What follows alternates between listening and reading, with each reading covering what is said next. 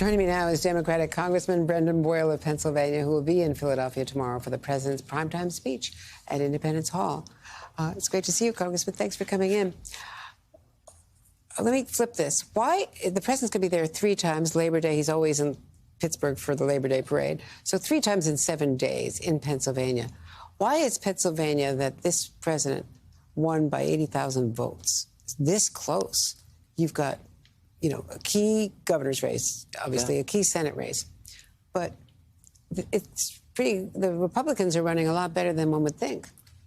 Pennsylvania continues to be the single biggest battleground state in the nation. You look at 2016, it was 44,000 votes. Trump won by about half a percentage point. And then, as you pointed out, President Biden winning by 80,000 some votes, which obviously took a few days, as many of us remember, from that whole week. The reality is, again, I think in 2022 and 2024, Pennsylvania demographically is just set up to track the entire nation as a whole. And as we are in a 50-50 nation, Pennsylvania continues to be roughly a 50-50 state. Now, the John Fetterman, Dr. Oz race is heating up over Dr. Oz's, inexplicable, if you look at sort of basic Politics 101, attacks on Fetterman for having had a stroke and not being up to it.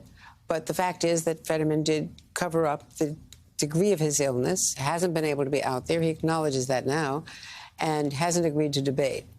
So how do you see that playing with Pennsylvania voters? Yeah, well, first, I welcome Dr. Oz to come to Pennsylvania. I'm glad that he has decided to take up residence in our state and leave New Jersey. This is a unique race because of, let's face it, John Fetterman's, not your typical candidate, and certainly Dr. Oz isn't as well. So that's added a unique flavor to this. However, I still believe, especially now as we're about to turn toward Labor Day and the final 9-week stretch, there's a certain partisanship that comes into these federal races in a way that doesn't come into governor's races. I mean, Republicans can win governor's races in Massachusetts and Maryland. We Democrats can win governor's races in Kentucky and Louisiana. But when it comes to these federal races, that partisanship is a big driver. And so I do think this will be close. The polls show that now. Although, fortunately, from my perspective, Fetterman is leading. I think ultimately we will win both the Senate and governor's races. But I expect this November to be very close. If there's anything we've learned over the last several cycles, it is to expect close elections.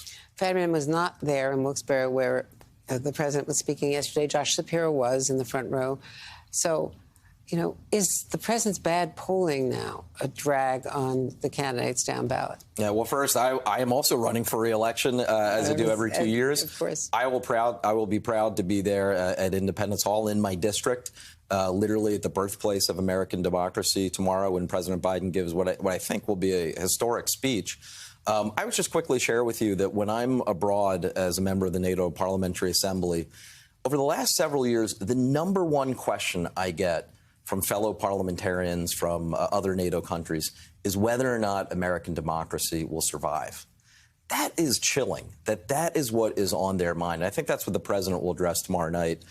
His poll numbers, obviously, were not as high as we would want several months ago. But I'd point out they have improved, I think, on the net, the approval, disapproval. They have now improved by 10 points. You've seen them go from 38, 39 to the 44-point range. I think that people are feeling better right now about energy prices, oil prices, and then all the big legislative wins we've had over the last month. Congressman Brendan Boyle, great to see you, and good luck in the campaign. And all right. Wish I were in Philadelphia tomorrow. You're welcome anytime. Thank you.